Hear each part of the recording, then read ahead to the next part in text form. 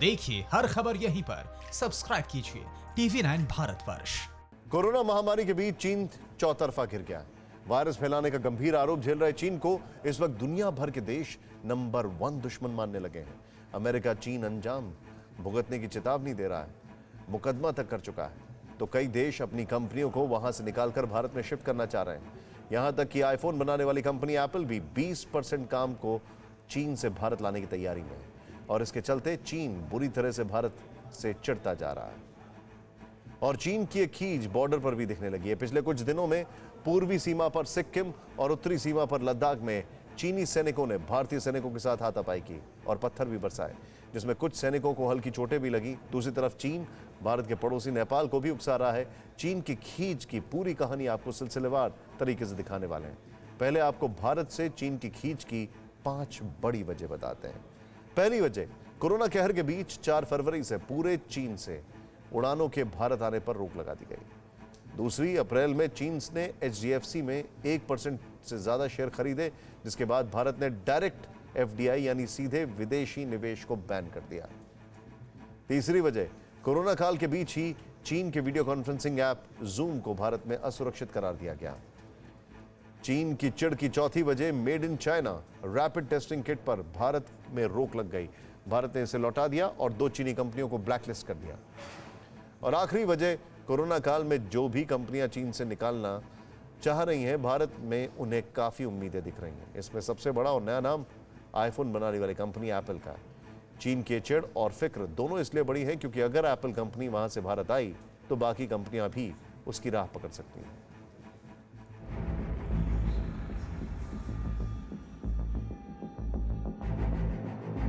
ये चीन में एप्पल कंपनी की फैक्ट्री है जहां आईफोन, आईपैड्स और लैपटॉप तैयार होते हैं।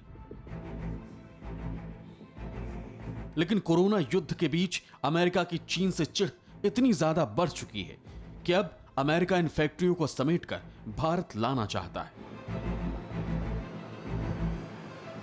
खबर है कि अमेरिका एप्पल की उत्पादन क्षमता का लगभग 20% हिस्सा भारत में शिफ्ट करने पर विचार कर रहा है। इसके साथ ही एप्पल भारत में कॉन्ट्रैक्ट मैन्युफैक्चरर्स विस्ट्रॉन और फॉक्सकॉन के जरिए अपना मैन्युफैक्चरिंग रेवेन्यू भी अगले 5 वर्षों में बढ़ाकर लगभग $40 अरब यानी 3032 अरब रुपए तक करना चाहता है, जिसका एक बड़ा हिस्सा एक्सपोर्ट किया जाएगा। एप्पल कंपनी इसके लिए प्रोडक्शन लिंक्ड इंसेंटिव यानी PLI स्कीम के तहत इंसेंटिव लेगी।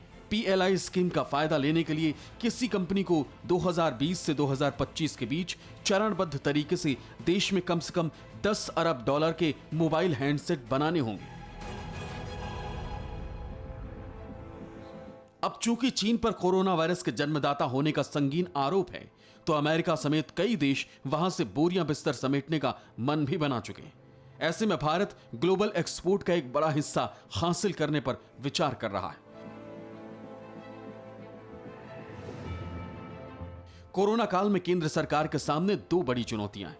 पहला, ठप अर्थव्यवस्था को फिर से शुरू करना और दूसरा, देश में हाईटेक मैन्युफैक्चरिंग कंपनियां लाना।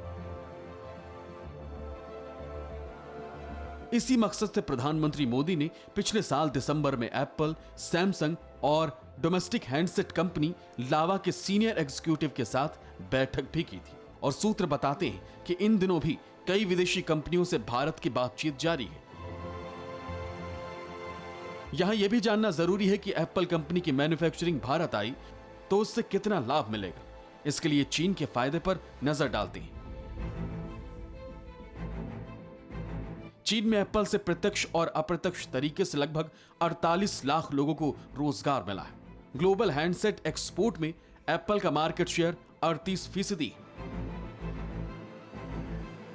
इन आंकड़ों से अगर हिसाब लगाएं तो एप्पल का 20% उत्पादन भी अगर भारत में हुआ तो करीब 10 लाख लोगों को इससे रोजगार मिल सकता है और ग्लोबल हैंडसेट निर्यात में भी भारत की हिस्सेदारी बढ़ सकती है।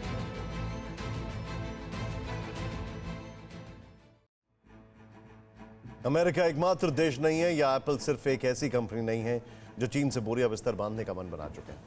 आईफोन कंपनी एप्पल के अलावा अमेरिका के हेल्थ केयर प्रोडक्ट्स में भी भारत अपनी हिस्सेदारी बढ़ाने की तैयारी में।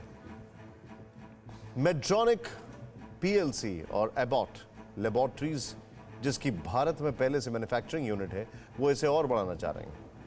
ऐसी करीब 1000 कंपनियां हैं जिससे भारत सीधे बातचीत कर रहा है। उधर अमेरिका के अलावा जापान ने भी अपनी मैन्युफैक्चरिंग यूनिट चीन से शिफ्ट करने की तैयारी कर ली है। इन कंपनियों के लिए जापानी सरकार ने $2 अरब यानी करीब 15,260 करोड़ रुपए का कोष तैयार कर लिया है। एक रिसर्च के मुताबिक चीन में काम करने वाली कुल 2600 जापानी कंपनियों में 37% वहां से निकलना चाह रही हैं। ब्रिटेन को भी शक है कि कोरोना महामारी के पीछे चीनी साजिश है। इस हालात में आगे बिजनेस सामान्य तरीके से नहीं चल सकेगा। ब्रिटेन ने WHO और अंतर्राष्ट्रीय संस्थाओं से मांग की है कि आखिर चीन ने इसे रोकने की कोशिश क्यों नहीं की। और जर्मनी ने तो चीन पर कोरोना से हुए नुकसान के लिए भरपाई के लिए 130 बिलियन पाउंड का जुर्माना ठोका। न्यूज़ टॉप 9 रोज सुबह 7 बजे और शाम 7 बजे सिर्फ TV9 भारतवर्ष पर।